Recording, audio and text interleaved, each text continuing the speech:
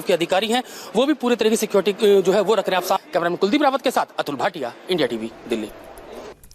और आज की बड़ी खबर, प्रवासी मजदूरों के मुद्दे पर उद्धव सरकार फंसती दिखाई पड़ रही है। रेल मंत्री पीयूष गोयल ने एक के बाद एक दर्जन भर ट्वीट कर उद्धव सरकार की मुश्किलें और बढ़ा दी हैं। 7 घंटे में रेल मंत्री ने हिंदी और अंग्रेजी में कुल 12 ट्वीट किए हैं और बीती शाम करीब 7 बजे शुरू हुआ ट्वीट का यह सिलसिला देर रात 2 बजे तक जारी रहा। इन ट्वीट के माध्यम से रेल मंत्री पीयूष गोयल ने उद्धव ठाकरे सरकार से आज चलने वाली 125 ट्रेनों में सफर करने वाले यात्रियों की डिटेल्स मांगी थी।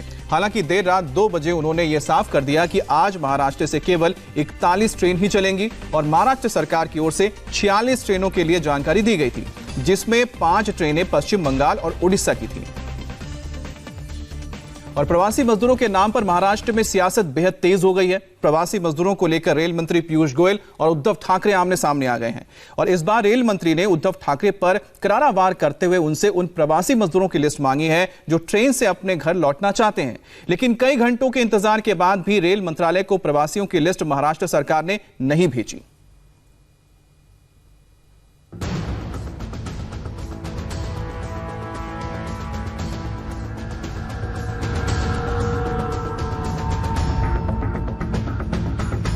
आधी रात से ज्यादा का वक्त बीत चुका था, लेकिन रेल मंत्री की नींद गायब थी। प्रवासी श्रमिकों को उनके घर तक पहुंचाने की कवायद और महाराष्ट्र सरकार से इस मुद्दे पर नहीं मिलते सहयोग ने उनकी चिंता को और बढ़ा दिया था।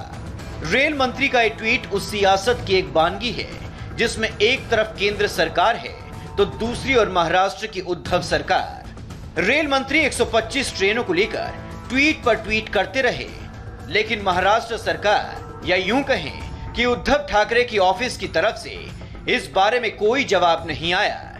रेल मंत्री का पहला ट्वीट करीब 7:15 बजे आया था और आखिरी ट्वीट रात के करीब 2:15 बजे आया। महाराष्ट्र की 125 ट्रेनों की लिस्ट कहां है? 2 बज गए हैं और अब तक केवल 46 ट्रेन की लिस्ट मिली है, जिसमें से 5 पश्चिम बंगाल और उड़ीसा की हैं, जो कि चक्रवात अम्फान के कारण नहीं चल सकती।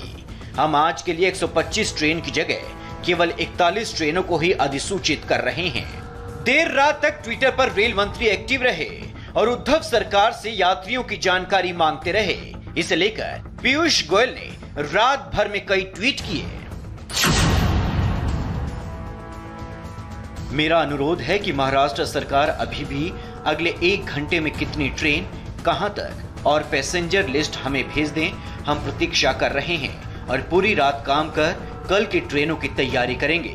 कृपया पैसेंजर लिस्ट अगले 1 घंटे में भेज दें। इसके ठीक 1 मिनट पहले यानी 12:14 पर भी पीयूष गोयल ने एक ट्वीट किया।